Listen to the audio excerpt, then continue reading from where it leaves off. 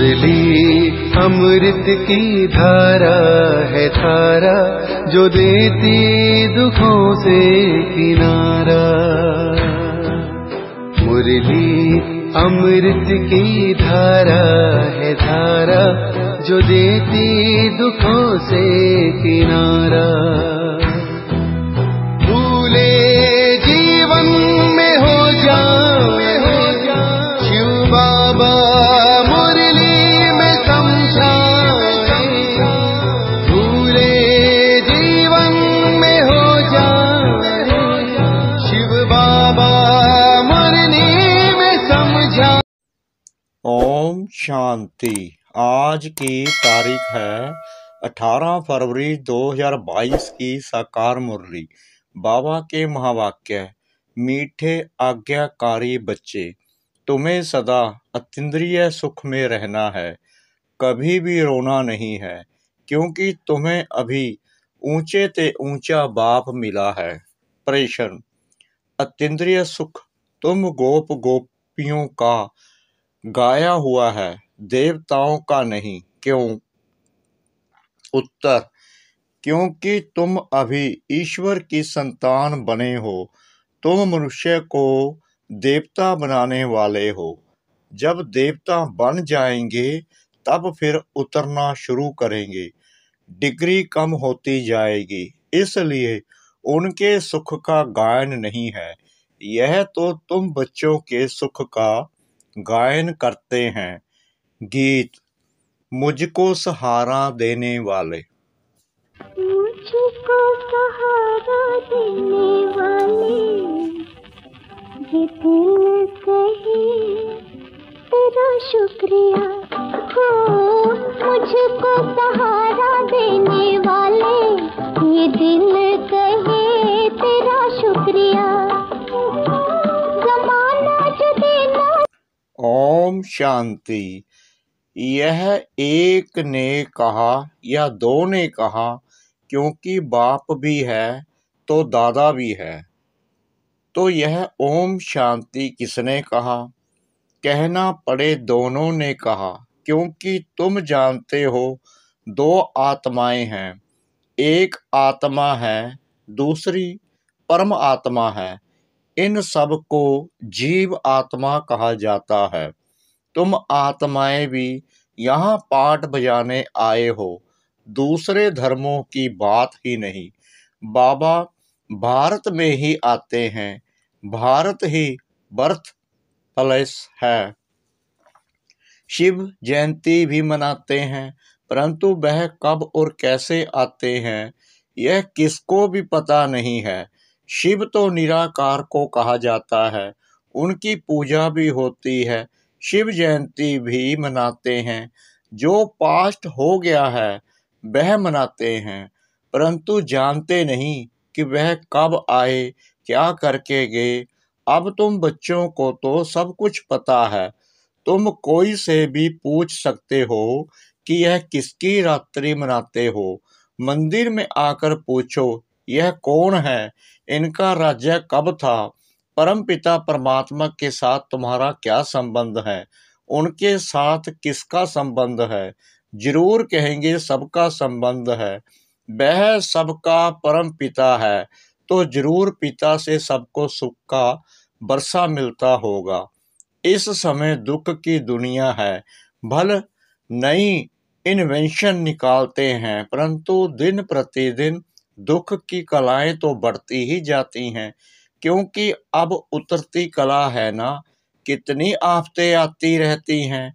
मनुष्यों को दुख देखना ही है। जब अति दुख होता है तो त्राही त्राही करने लगते हैं, तब ही बाप आते हैं। इस समय सब मनुष्य मात्र पतित हैं, इसलिए इनको विशेष वर्ल्ड कहते हैं। वहाँ सतयुग में दुख होता ही नहीं। तुम बच्चे समझते हो कि यह ड्रामा बना हुआ है। इस समय सभी रावण अर्थात 5 भूतों के वश हैं। यही दुश्मन है। दुख की भी कलाएं होती है ना। अभी तो बहुत तमो प्रधान हो गए हैं, क्योंकि विष से तो सब पैदा होते हैं। दुनिया को तो मालूम नहीं कि वहाँ विष होता ही नहीं है। कहते हैं वहाँ बच्चे तब कैसे पैदा होंगे। बोलो, तुम पहले बाप को जानो, उनसे बरसा लो, बाकी वहाँ की जो रस्म रिवाज होगी वहीं चलेगी। तुम क्यों यह संशय उठाते हो? कोई ने प्रश्न पूछा कि शिव बाबा, जब यहाँ है तो फिर वहाँ मूल वतन में आत्माएं होंगी। जरूर, यहाँ वृद्धि होती रहती है तो आत्माएं है ना, परंतु पहली पहली मूल बात है बाप और बरसे को याद करना है। इन बातों से तुम्हारा क्या मतलब? तुम्हारे जब ज्ञान चक्षु खुल जाएंगे फिर कोई भी प्रश्न पूछने का रहेगा ही नहीं। बाप कहते हैं मुझे याद करो और बरसे को याद करो। सिर्फ मुक्ति पाना चाहते हो तो मन मना भव, रजाई चाहते हो तो मध्यजीव भव। तुम बच्चे जानते हो कि हमको पढ़ाने वाला कौन है। इस चैतन्य डिब्बी में चैतन्य हीरा बैठा है। वह सत बाबा भी है, परम आत्मा ही। शरीर से बोलते हैं, कोई मरता है तो उनकी आत्मा को बुलाया जाता है। उस समय यह ख्याल रहता है कि हमारे बाबा की आत्मा आई है। जैसे कि दो आत्माएं हो गई, वह आत्मा आकर वासना लेती है। यूं तो है सब ड्रामा, परंतु फिर भी भावना का भाड़ा मिल जाता है। आगे तो ब्राह्मणों में कुछ ताकत थी, आकर बातचीत करते थे, रुचि से खिलाया जाता था। यह ज्ञान तो नहीं है कि वह आत्मा है। आत्मा तो वासना लेती है, बाबा तो वासना भी नहीं लेते हैं, क्योंकि वह तो अभोक्ता है। आत्मा तो भोगती है। बाबा कहते हैं मैं अभोक्ता हूँ। आत्मा तो वासना की मुरीद होती है, मैं तो मुरीद नहीं हूँ। मेरे साथ योग लगाने से तुम्हारे विक्रम दगत होंगे। समझाना है, शिव जयंती मनाते हैं। शिव तो निराकार है। जैसे आत्मा की भी जयंती होती है, आत्मा शरीर में आकर प्रवेश करती है। शिव ही पतित पावन है, जिसका ही आह्वान करते हैं कि आकर इस रावण के दुखों से लिबरेट करो। इस समय 5 विकार सर्वव्यापी हैं। आधा आधा है ना। जब रावण राज्य शुरू होता है तब और धर्म आते हैं। सबको अपना अपना पाठ बजाने आना है। मैं आता ही यहाँ हूँ। अब तुम बच्चे जानते हो, इस चैतन्य डिब्बी में कोड़ी से हीरा बनाने वाला बाप बैठा हुआ है। वही सतचित आनंद स्वरूप है, ज्ञान का सागर है। तुम अभी जानते हो, बाप याद दिलाते हैं तो याद करते हैं, फिर भूल जाते हैं, क्योंकि वह पोप आदि जो हैं उनको तो चैतन्य शरीर है, नामी ग्रामी है, उनकी कितनी महिमा होती है। यहाँ तो ये डिब्बी में छिपा हुआ हीरा है, कोई जानते ही नहीं कि वह एक ही बार आते हैं। बच्चे तो जानते हैं कि बाबा इनमें बैठा है। यह हमारा सत बाबा, सत टीचर भी है। यह पाठशाला है ना। तुम्हारे में भी कोई भूल जाते हैं, चलन से सब कुछ पता लग जाता है। कोई बच्चे तो थोड़ी परीक्षा लेने से फा हो जाते हैं। नहीं तो बच्चों का कहना है जो खिलाओ, चाहे मारो, चाहे प्यार करो, सबूत बच्चे तो आज्ञाकारी होते हैं। बाबा कहते हैं बच्चे कभी भी रोना नहीं है। तुम्हारा इतना बड़ा बाप और साजन है, उनके बनकर फिर तुम रोते हो। मैं तुम्हारा बड़ा बाप बैठा हूँ। माया नाक से पकड़ती है तो तुम रोते हो। गायन भी है, अतीन्द्रिय सुख गोप गोपियों से पूछो, परंतु माया भुला देती है। बाप पर कुर्बान जाए, बलिहार जाए, वह अंदर याद रहे तो खुशी हो।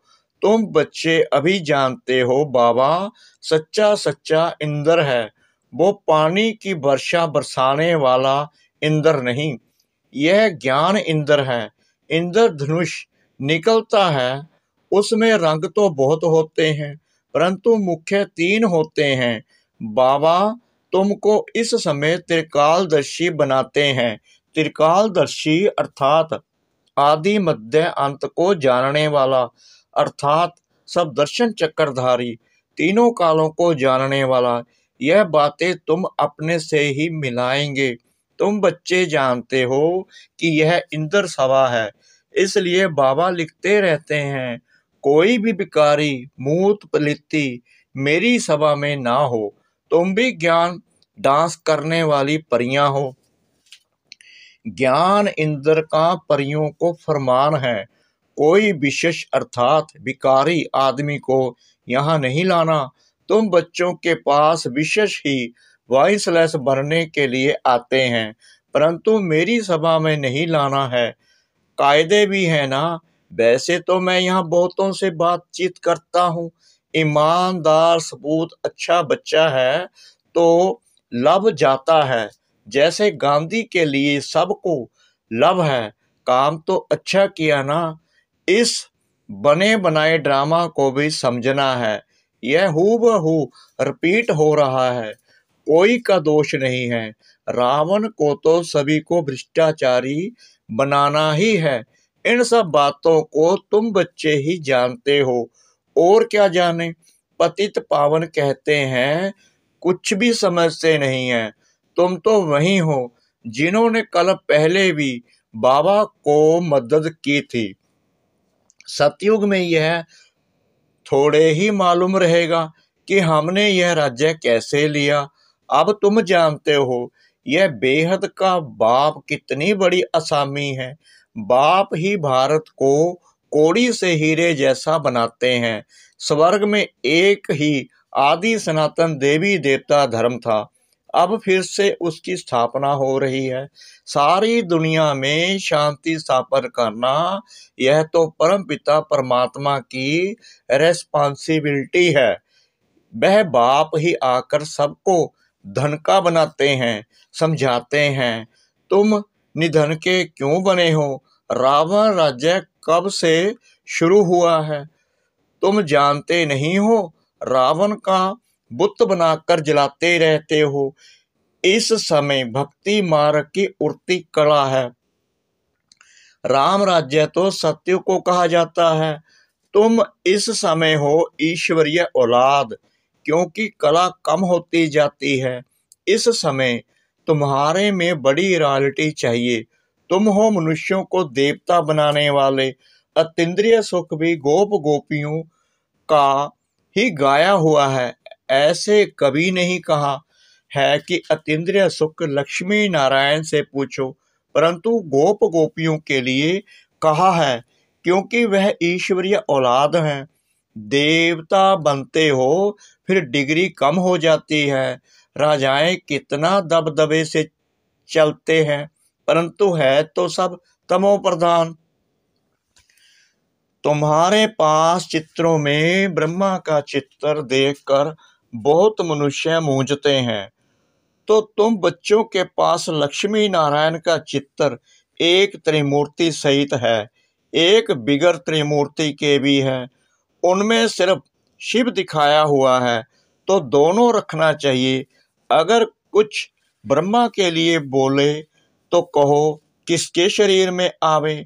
ब्रह्मा सरस्वती ही लक्ष्मी नारायण बनते हैं, जरूर ब्रह्म तन में ही आवे, तब तो ब्राह्मण पैदा हो, नहीं तो इतने बच्चे कैसे हो सकते हैं? यह ब्रह्मा के बच्चे ब्रह्म कुमार कुमारियां हैं। तुम भी ब्रह्म कुमार कुमारी हो। प्रजापिता बिगर सृष्टि कैसे रचेंगे? यह अब नई सृष्टि रच रहे हैं हो तुम भी, परंतु तुम मानते नहीं हो। अगर अभी ब्राह्मण नहीं बनेंगे तो देवता भी नहीं बन सकते। यह भी समझते हैं यहाँ आएंगे वहीं जिनका सैपलिंग लगना होगा। बाप कितना अच्छी रीति समझाते हैं। बाबा हर एक की अवस्था को भी जानते हैं। कोई किस चीज का भूखा, कोई फैशन का भूखा। बाबा से आकर पूछो, बाबा हम ठीक चल रहे हैं, यह हमारी बात राइट है या रॉन्ग, तो भी समझे कि इनको डर है। देखो गांधी जी को सभी ने कितनी मदद दी, परंतु उसने खुद नहीं खाया, सब देश के लिए किया। वह गांधी तो फिर भी मनुष्य था। यह तो बेहद का बाबा है। शिव बाबा तो दाता है, सब बच्चों के लिए ही करते हैं। पूछा जाता है तुम 1 रुपया क्यों देते हो, कहते हैं शिव बाबा को देते हैं 21 जन्मों का बरसा पाने के लिए। ऐसे कोई नहीं समझे तो मैंने दिया, मैं तो 21 जन्मों का बरसा लेता हूँ। बाबा तो गरीब निवाज हैं, 21 जन्मों का बरसा देते हैं। यह बुद्धि में रहे, सब कुछ बच्चों के नाम, सब कुछ बच्चों के काम में आता है। गांधी भी काम में लगाते थे, अपने लिए कुछ भी इकट्ठा नहीं किया। अपने पास भी जो कुछ था वह दे दिया। देने वाला कभी खुद इकट्ठा नहीं करता। सन्यासी छोड़कर चले जाते हैं, फिर आकर इकट्ठा करते हैं। उनके पास तो बहुत पैसे हैं, कितने फ्लैट्स हैं। वास्तव में सन्यासियों को 1 पैसा भी हाथ में नहीं होना चाहिए। ला ऐसे है, वह कभी दानी नहीं हो सकते। तुमको तो बाप की राय पर चलना है। बाबा यह सब कुछ आपका है, जैसे आप कहेंगे ऐसे काम में लगाएंगे। बाबा डायरेक्शन देते रहते हैं, बच्चों को अमल में लाना है। अच्छा मीठे मीठे सिकला दे बच्चों प्रति माता पिता बाप दादा का याद प्यार और गुड मॉर्निंग। रूहानी बाप की रूहानी बच्चों को नमस्ते। हम रूहानी बच्चों की रूहानी बाप दादा को श्रद्धा भरी प्रेम भरी नमस्ते। शुक्रिया बाबा, शुक्रिया बाबा, शुक्रिया बाबा इस मीठी मीठी मुरली के लिए। धारणा के लिए मुख्य सार नंबर 1, कदम कदम बाप की राय पर चलना है। पूरा पूरा बलिहार जाना है, जहाँ बिठाए जो खिलाए ऐसा आज्ञाकारी होकर रहना है। नंबर 2, अपनी चलन बहुत रॉयल ऊंची रखनी है। हम ईश्वरीय औलाद हैं, इसलिए बड़ी रॉयल्टी से चलना है, कभी भी रोना नहीं है। वरदान, साधारण जीवन में भावना के आधार पर श्रेष्ठ भाग्य बनाने वाले पद्मा पद्म भाग्यवान भव। बाप दादा को साधारण आत्माएं ही पसंद हैं। बाप स्वयं भी साधारण तन में आते हैं। आज का करोड़पति भी साधारण है।